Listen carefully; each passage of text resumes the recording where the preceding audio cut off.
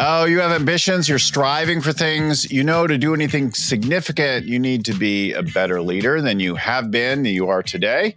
That's what our show's all about today. How do we level up our leadership in pursuit of excellence?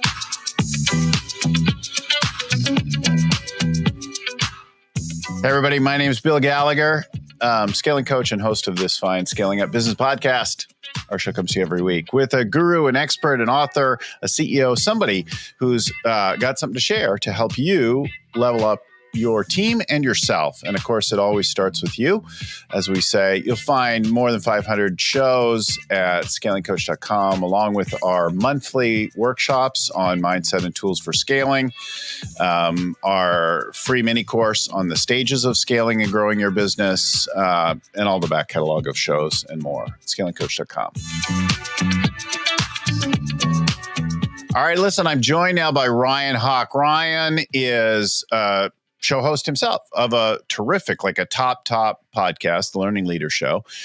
He's had on amazing guests, people like Jim Collins, Stanley McChrystal, Tony Robbins, like that kind of thing. And he's done 3 books in the world of leadership management: Welcome to Management, Pursuit of Excellence, and The Score That Matters. So Ryan, welcome to the show.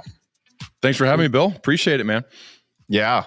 So we're getting into all of this. And I always like to start off kind of with your personal story. Like, where did you have this moment or this shift for yourself that you moved from whatever into a leadership role? Tell us about that. Yeah, I was very lucky that my parents chose to move to Centerville, Ohio, when I was quite young. And one of the primary reasons was because there was a legendary football coach named Bob Gregg. And I think my dad had a little foresight, hoping that his sons would grow up to potentially play for him. And I don't know if he cared as much about us being athletes. It was more about being influenced by positive role models outside of the home. And luckily, it kind of worked out for my brothers and me to play football for a legend and to learn about grit and tenacity and preparation and work ethic and what it means to respond to tough moments. And we learned that through, playing sports, notably football. And I think I've kind of taken everything I've done from that early experience in my life, my formative years, from my head coach, Bob Gregg, and offensive coordinator, Ron Ullery. And I also learned the power of leadership. I learned what it means to believe in somebody, as well as the impact a leader can have by believing in them more than they even believe in themselves, and lifting them to levels of performance that they even think they are capable of. And so I thought, like, as I've grown up and matured more, I've drawn so much from that experience that, like, maybe I could have that type of an impact on other people and do it on a big scale, hopefully, by studying leadership and then sharing what I'm learning from the best of the best with others, usually in the form of my podcast, which I've done for the past decade, as well as publishing some of those key learnings in the books that I write.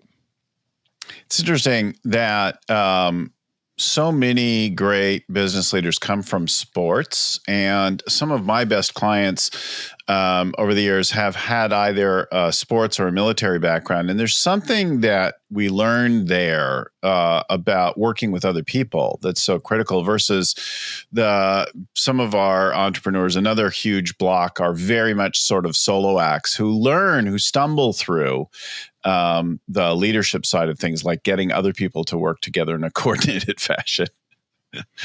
Right. Especially like sports, like you're going to learn at a very early age. Military, depending on the background, might be more of a struggle as you learn to be part of a group. You're right.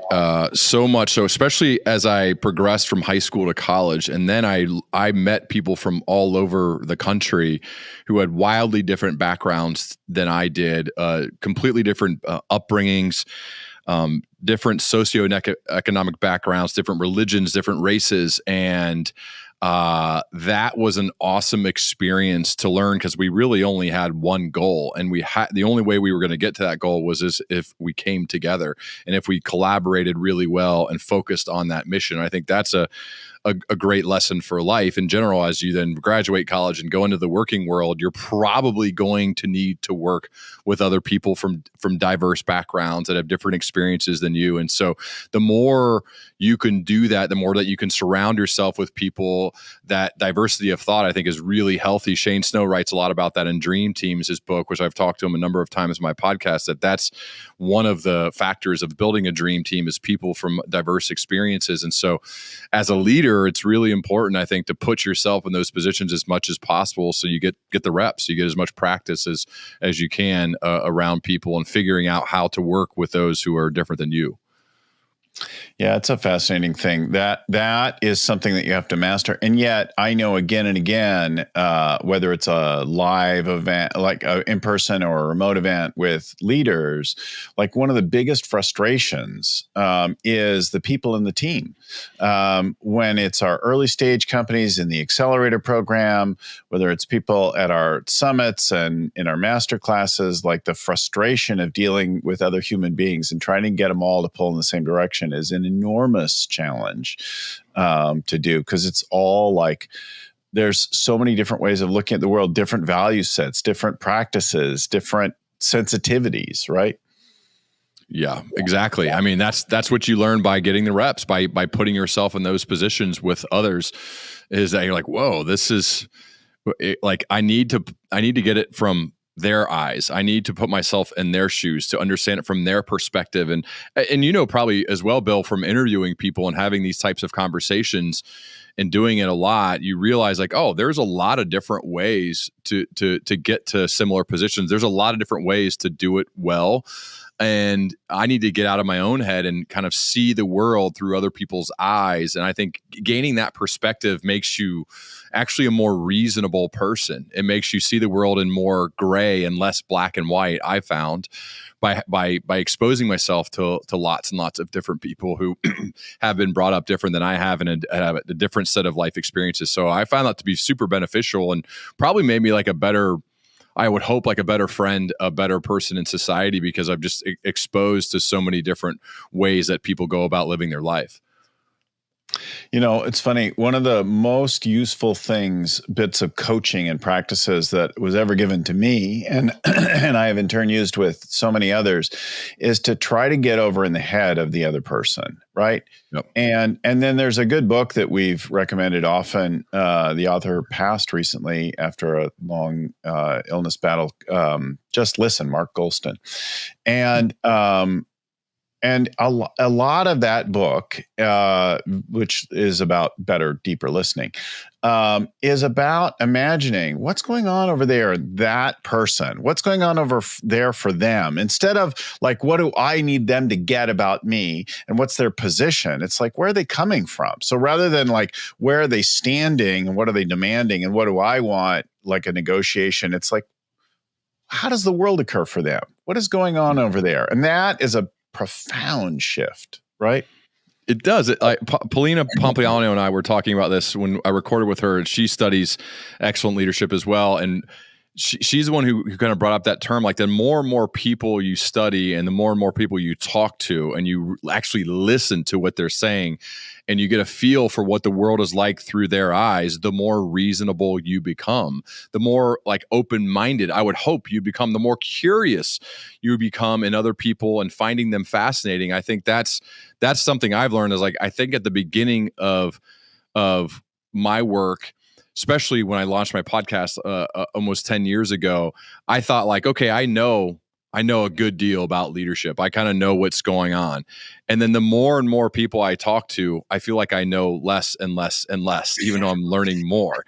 It's like there's so much more to figure out. There's so many more perspectives to learn from and other people that it's just bizarre how it works. It's backwards. Like the more you learn, you realize you have so much more to learn because of all the people that you're lucky enough to talk to. So I didn't expect that when I started doing this. And now it's like, oh man, it's endless, right? There is endless amount to learn. And that to me is actually kind of inspiring and exciting.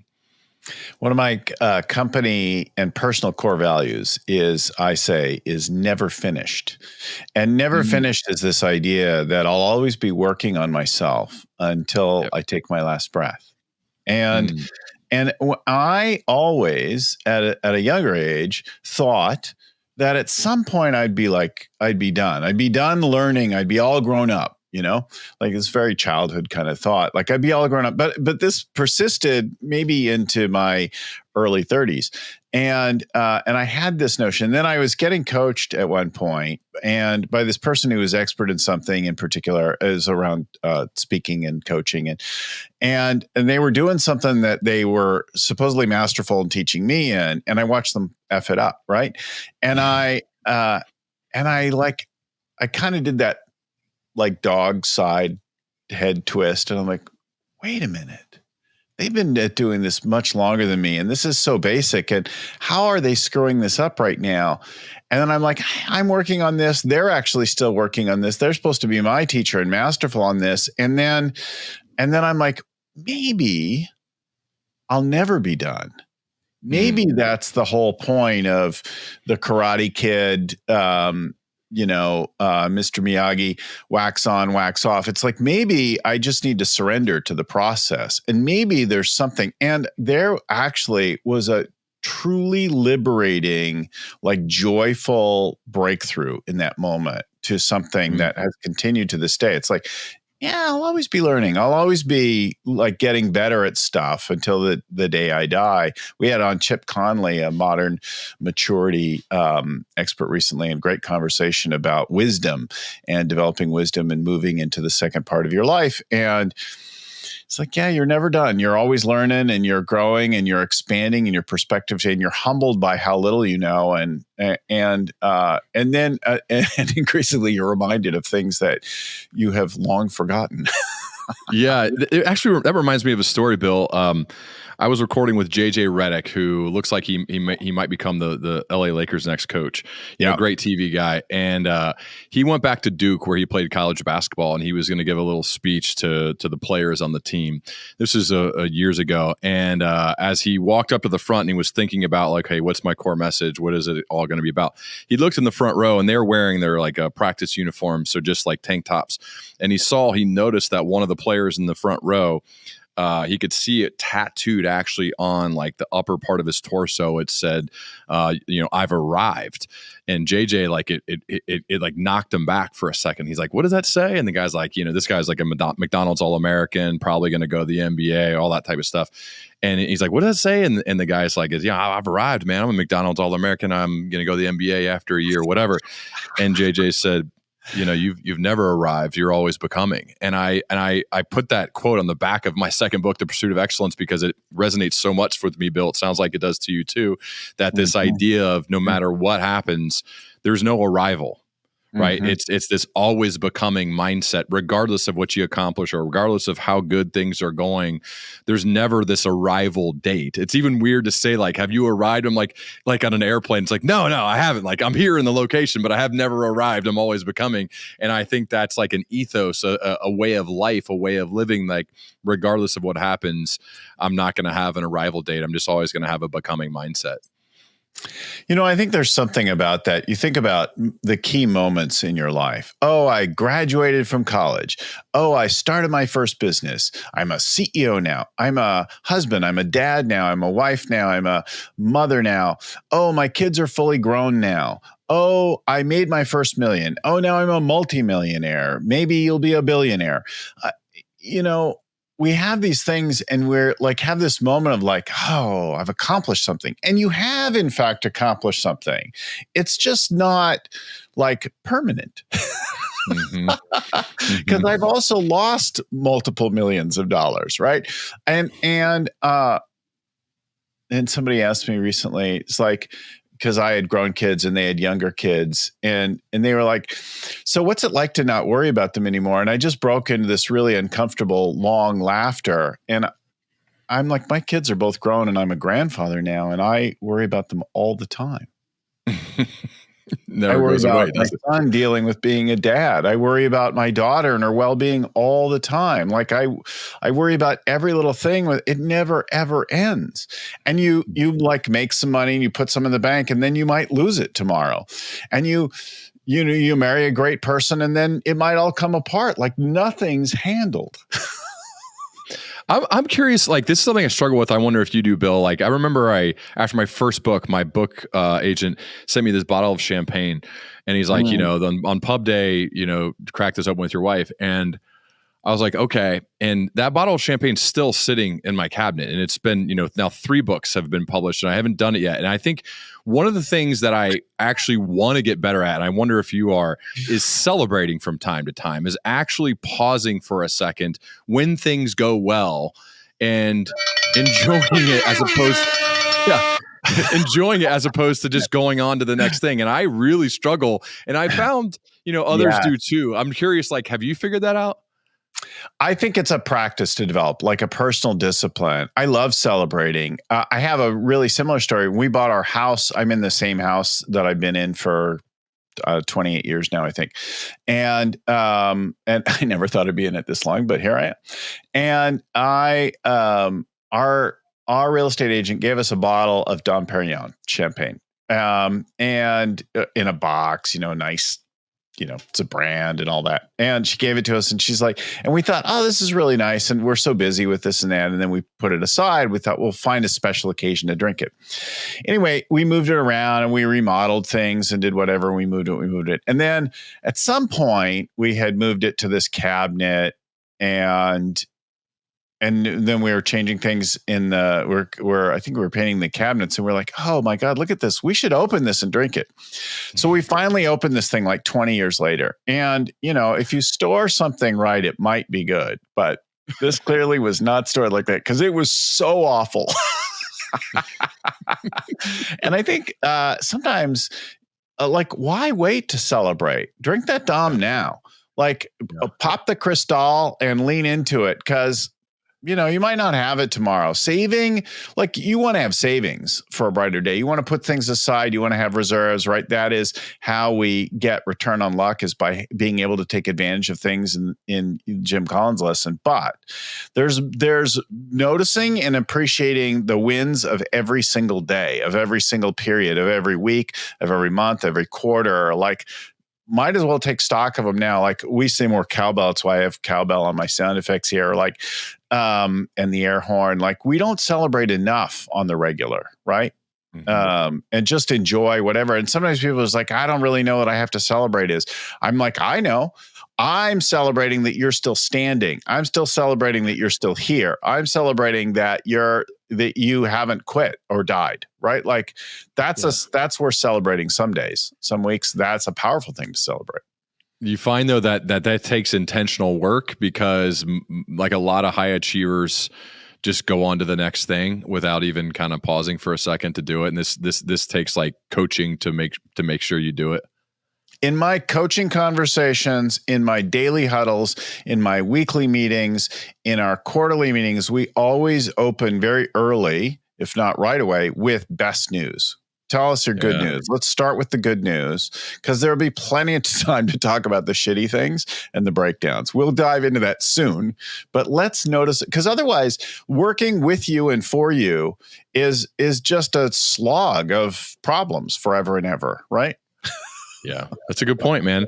I like starting and ending with good stuff, right? Or like what you're grateful for, like good prompts like that can be helpful to like shift your mind. And also I found too, by using prompts like that, it almost conditions your mind to be on the lookout for good things. If you're going to celebrate, or you're going to share good news, or you're going to talk about things that you're grateful for, it like works as this forcing function to be seeking out reasons to be grateful, or to be seeking out people doing it the right way, or to be seeking out like good things happening, because we know, especially if you get caught on most social media platforms, they are designed by brilliant people for us to be enraged and upset and to engage that way. And that, if you're not careful, you feel inadequate, right? Yeah, oh, absolutely. If you're not careful, you can get caught down those rabbit holes, as opposed to saying, no, let's look for all of the good stuff out there. I feel like that could be really helpful.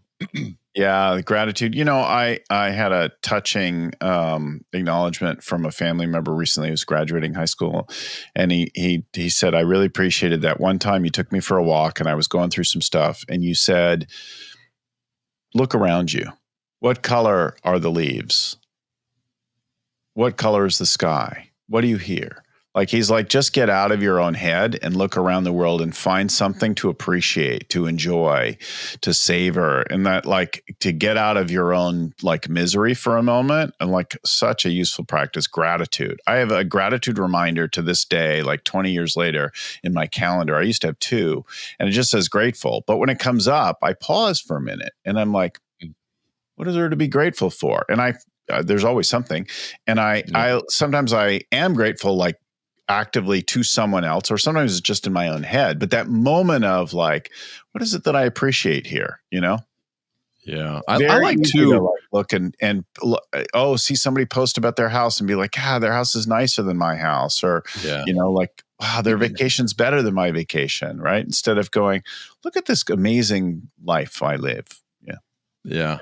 I like to, in addition to that, whenever you're thinking something positive about somebody or something, like, tell them, send them a note, call them, speak positively behind their back to other people, like, and tell them, like, make it part of like what you do. And so that can be a text, that can be pretty simple, but getting in the habit of just telling people, like, wow, like, that was amazing, that thing that you did, or how they positively impacted you, like, letting them know. I found to deepen relationships and just be like a mutual feel good. You're obviously going to lift up somebody else's day by letting them know that something that they do has impacted you in a positive way, but it also feels good to tell people that, like, I think it's a good on both ends. So that's like another thing to always be thinking about of like, oh, if I see it, I'm going to say it. If I think it, I'm going to tell them.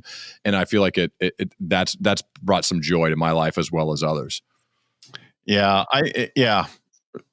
Anything that you can do to add and elevate a little joy, because there's plenty of things that are going to give you a little heartache, heartache and heartburn. There's always going to be coming around. Tell us about why you launched your podcast. I think that's an interesting thing to think about. I think I reflect often on why I launched mine and what went into. I'd love to hear your story. Yeah, I was working full time in a leadership role at a company called LexisNexis, and I just finished getting my MBA. And do they my still company, exist, LexisNexis? Oh yeah, they're doing great. I use them all the time. Yeah. Are you a lawyer? No, I would use it for different, like, business research. It was, cool. A great resource once upon a time to look for specific.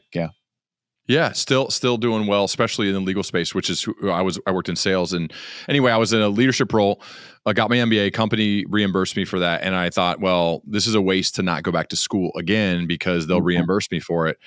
But it took me 6 years to get my MBA. I was working full time. I had to hire tutors. It's brutally hard. I'm a communication major undergrad.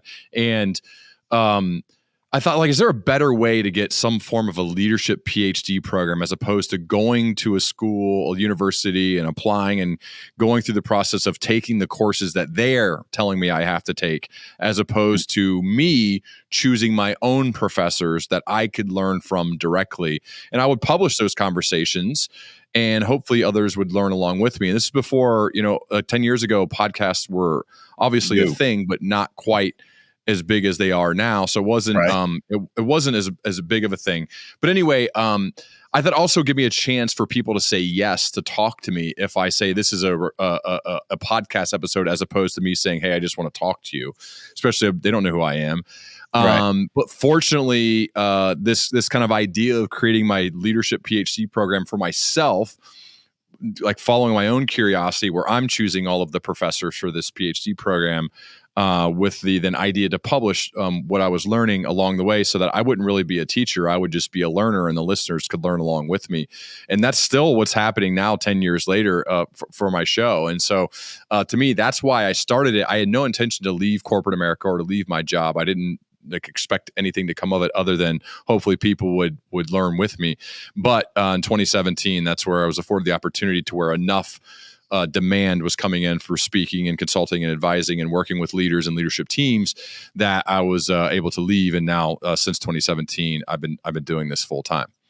Yeah, that's a great story and a great path about leaning into some particular opportunity, and then finding yourself in it, like having it grow and develop from there. I was already a coach for a couple of years, and I was thinking about how do I build my reputation as a coach and following and impact, and I was grappling with this BHAG big, hairy, audacious goal that I'd created for 10 years out, and I had no idea how to get there, but I knew it was theoretically possible, and I was in a peer group, CEO peer group, and one of the other guys in it was this guy, Jordan Harbinger, who's a bit of a podcaster.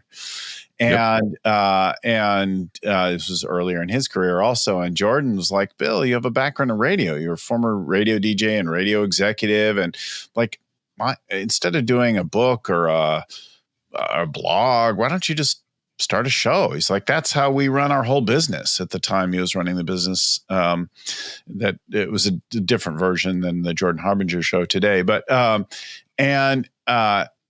I'm like, oh, that's an interesting idea, right? Like, and same kind of thing. I'm like, oh, it was easy and fun for me by comparison to where like writing was a little harder and a little less enjoyable. And I'm like, oh, I could do that, right? And then of course that led to many things. And now, we've had over 1 million downloads of our show, and that kind of thing. Like it's grown over time. That's awesome. When was that conversation with Jordan?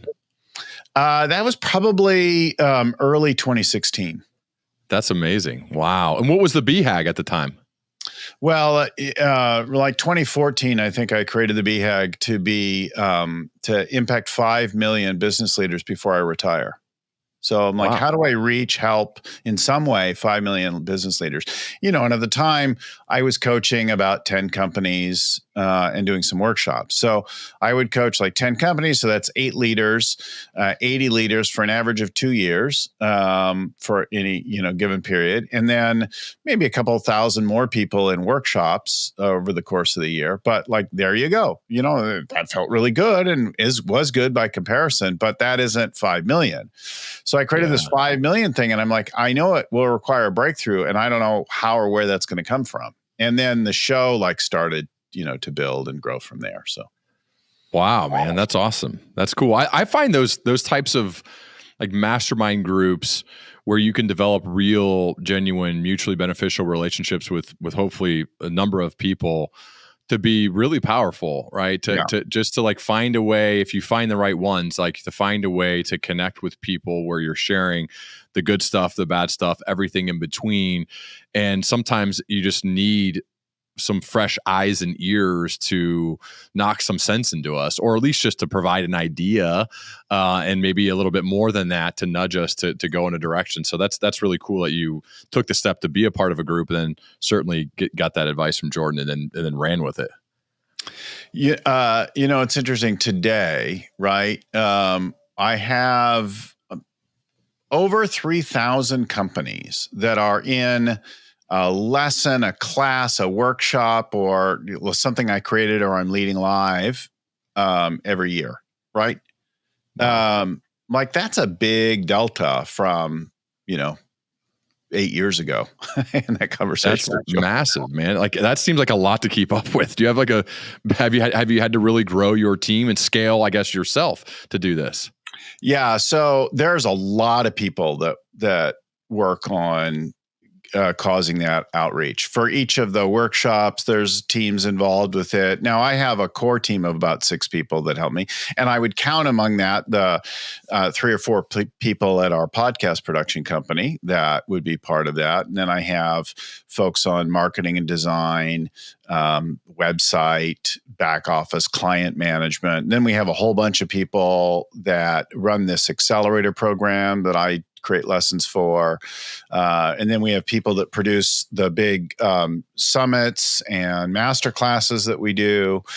And then we have a peer group of our own that we have people. So we have a whole bunch of little parts of it, right? And I'm just kind of the through line to it. Like, what's the part that I can do easy and effortlessly, right?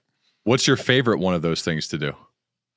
The most enjoyable thing there's two things, I guess, that are most enjoyable, but they all required to work together. So I love the podcast is easy, the most fun, easy thing I do, right? Have a conversation with somebody like you, interesting people, hear stories.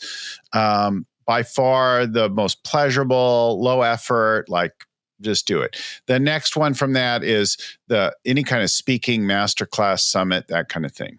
The problem with it is the connection. Like there's a huge ego boost when you do a big event. You stand on stage or you go on Zoom in front of hundreds of people. It's fun. It's an ego boost. But it's more like entertainment sharing on that end of the spectrum.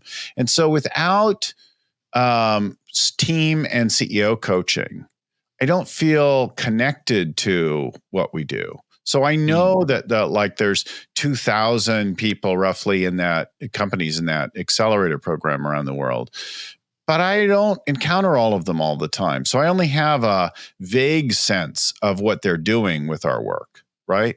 I hear a story here and there, but and I know that the scale is bigger, but so the connection, the satisfaction comes from like the small little things, right? That's where I get a sense of it, and then there's the scale, right? But it's that balance, I think, that makes the difference, right? I couldn't just do this every day.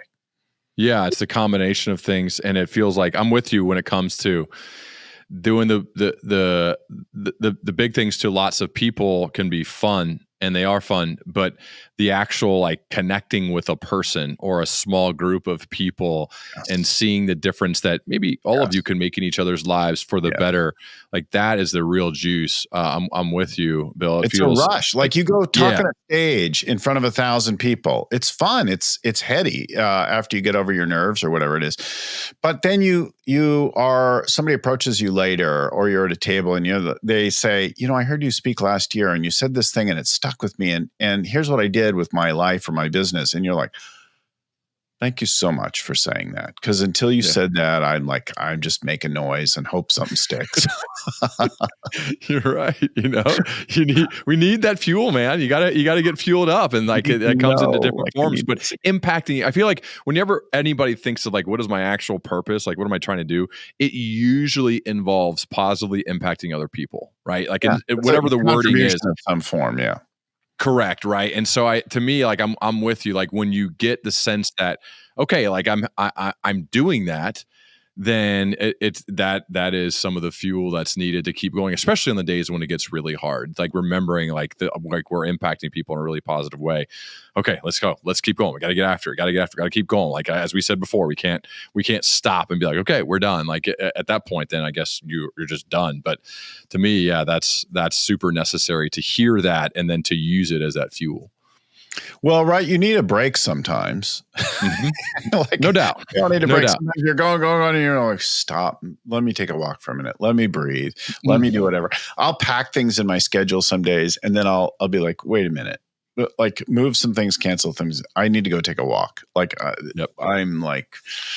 I'm not being effective anymore. I'm not being creative. I need to mix it up a little bit, that kind of thing. So when we do shows like this, recording days in studio, I like take a walk in between the shows because I need to clear my head for a minute. I'll go down and say hi to my wife, and before I come back up and start up again. I'm with you. We have to be intentional about understanding what like we need first. You're not going to be really effective at leading anybody else if you're not good at leading yourself first. And that's always in progress, right? Always figuring that out. And if you're not fueled up, you're not going to be really effective for anybody else. So like it seems selfish, but it's actually not, to take care of yourself first and understand what you need in order to be your best self for when you show up to do your work or to be there with your family. Well, what does it mean to you today? Like, what does learning look like to you today? What are all the forms and shapes that it takes in your life now? What do you do to learn now? I studied a lot from Charlie Munger, who recently passed away, about the idea of becoming a learning machine. It flows well given my podcast called The Learning Leader Show. So like it's all about leadership and learning and being a learning machine. And really like that is about going to bed a little bit wiser than you were when you woke up. And that is a prompt I do like to ask myself at the end of each day is like, what did I do today to intentionally be a little bit wiser now that I'm going to bed than I was when I woke up? Like there's really just like a few parts to it when I think it for me. Like I have to constantly be taking time to fuel my intake engine, reading, listening to podcasts, speaking with people who are far wiser than me that I can learn from. I think you also have to take that learning and put it into practice. You can't just be someone who takes notes and reads all the time. We have to take that from theory to practice. So put it in action, run experiments, actually do stuff. That's when we really learn. My background's in sports, and I certainly learned a lot from watching guys ahead of me and older than me play, but I learned the most when I was under the bright lights with 11 guys trying to kill me. Like that's when I really learned. I think you got to do it. Then you also have to, as you mentioned before, the step that a lot of us skip is we got to pause. We got to have some silence. We got to reflect. We have to analyze like what worked, what didn't from those experiments I ran based on what I learned. And then I think the fourth stage that really brings it home to ensure I'm learning is I need to teach it to somebody else. And teaching I found to be one of the greatest tools in the world for learning. So if I'm going to go up and get on a stage, like I'm going to prepare like crazy.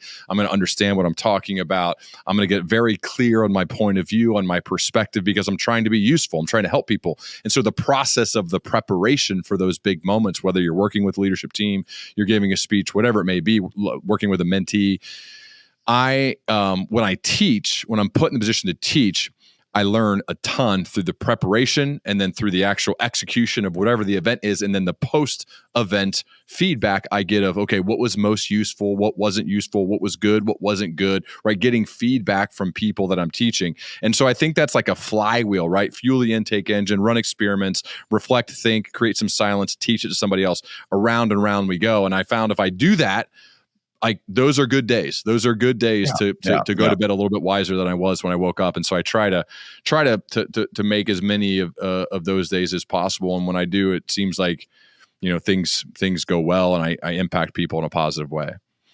It's interesting. The teaching and coaching deepens your learning. Like you have to know the basics of something. I from time to time, I get asked to teach something that I have not a deep or don't think I have a deep knowledge of, right? And so they'll say, hey, could you teach us some things from this book? And I'm like, I do know the book. Let me go look at it again. Let me come back to you and see what I have that it, right? And then I'll go look at it and I'll realize like so many things. Okay, the concepts of that book are really simple. The mix of them is a little bit different, but yes, I know these things deeply. And so then I'll construct a lesson around the book and the ideas from it or whatever, and an exercise, maybe a worksheet or that kind of thing. And I'm like, I could put all that together. And then in the process, though, I'm teaching myself those ideas that I did know well, but in the language and the mix and the presentation of that book. And then by the time I do it, like with them, like I've leveled up, and then I take it a little further, and now I can use it again and again with other people. But like just preparing to teach, and to coach is like levels you up in things for sure. That you have to have some level of them already, but yeah, for sure. But that's why I think I like one of the questions when I work with leaders, I ask them is, when is the next time you're going to teach somebody something? I'm like, when's the next time you're going to teach? It can be anything. Like you could just go over, you read a book and you're going to synthesize the information you learned and share it with your wife or whatever. But when's the next time you're going to actively teach somebody? And that's a prompt every time we talk, because I want it to get in their mind, I need to be regularly teaching, right? Like, and to think about that teaching and to prepare for that teaching and to share, because that's when it cements a lot of learning. It's like, that's why I like writing books is really hard, but it's a project I sign up for as a forcing function to learn, because when you get the thoughts out of your head onto the page, it forces you to get it very clear on what you believe. And so I don't fully know what I believe or what I've even learned about a topic until like I write about it. And so my first book was called Welcome to Management. I was like, oh, I know this, I got this, and when you do the book proposal, you only write a couple sample chapters. Right. And then you get the book deal, and they're like, okay, finish the book. And you've written 10,000 words and you got to write another 50. Well, I didn't fully realize how little I knew about the topic I claimed to know a lot about until and the publisher obviously thinks I know about until I started like, okay, it's time to write this thing. And so that's why I push leaders to teach and I push them to write, because it forces clarity. And I don't know about you, Bill, but I like from a leadership perspective, when you have a leader that isn't really like a very clear thinker, they're probably not a great communicator. And it's really tough to lead if you're not a clear thinker and you're not a good communicator. So those are skills that, again, we're never going to be perfect. So I think we always have to be working on them in order to effectively lead other people. And if we're working with leaders, we got to push them to do it, because they can get caught up in the day-to-day fires that they're dealing with at their company or whatever it may be. So I kind of act as an accountability person to make sure like they're working on the fundamentals and the skills that they need to develop to be really effective. You know, I'm having a thought as you're speaking about all this, about a swirl of things that I would bucket all as permission that we're not speaking about. And I think there's not necessarily permission to lead, permission to teach or coach. And you mentioned spouse, but even our employees, I think a lot of times as leaders, we go right in to coach, lead, teach, train them in some way, or even lead them, and they're not interested in that. They're not, and then they reject us. And for sure, our spouses and our kids do on the regular, reject that input. And I think a lot of times people who see or strive or feel like they should be leading and teaching and coaching try to do it in a place of no agreement and a place of no invitation, right? And is a regular thing that I think is important to like check in on. Can I teach you? Can I coach you on this matter? And sometimes the answer is no, or sometimes it's unconsciously no, but then by asking they say, oh, okay. And then they put themselves in a mindset that's receptive to it. I don't know what your experience is with permission and that kind of thing, but we've been talking all around it as if it's assumed that we can teach or coach. Yeah. No, I think there's got to be a level of commitment on somebody else to want it. And the timing isn't always going to be right with everybody. With a number of the groups we do, we'll have as part of the pre-launch of any engagement is ensuring some level of commitment on the other side that you want it. And it's not like the end of the world if now is not the right time, or if there's a group of 20 and a few of them are like, you know what, like I'm not fully ready to commit to this. I don't want to do this. And I think I'd rather learn that on the front end than have people be kind of drug along, even though this is not the right time for them, or they don't want to be a part of it. So I think working with companies, there is a pre-launch portion of that kind of permission, in a sense of saying, are you sure that you want this? Are you committed to this? Is now the right time to do this? And if not, it's okay.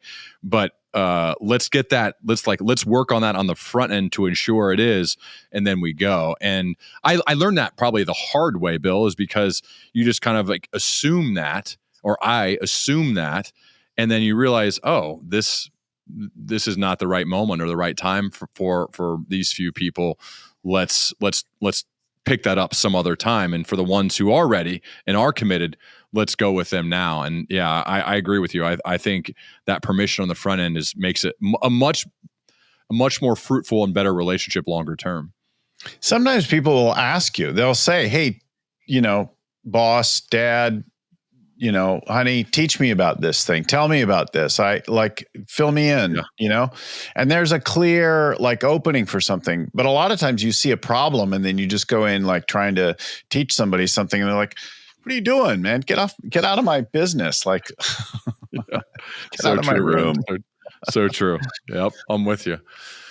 It's a good conversation. Ryan Hawk, learningleader.com is, if you want to know more, website, podcast, books. Learningleader.com is Ryan's website. Go to. It's been a great conversation. Thanks for coming on and talking about leaders and your experience and sharing all about that. I really appreciate our conversation. Thank you, Bill. Yeah, it's good to be with you, man. I appreciate you having me. Thank you so much. Reminder to our listeners, if you want to come to one of our workshops, we do them on Zoom once a month. And we have a free download course that you can take about how do you move through the different stages of scaling, from the early stages of just getting started through building your leadership team and then adding lots of people and going nationwide or worldwide. All that and more. There's a course in the 4 stages and 3 secrets of the biggest scale-ups, distilled from working with thousands of companies over 10 years. So you'll find all that and more at scalingcoach.com, along with this show and every other show like it, 500 or more, at scalingcoach.com. Thanks again to my friend and mentor, Vern Harnish, who created the whole scaling up framework that we use in our work. And to the folks at StoryOn, Seth, Cameron, Christelle, who get our show ready in and out every week. Thanks again, everyone, for watching, for listening. Until we talk to you next time, keep scaling.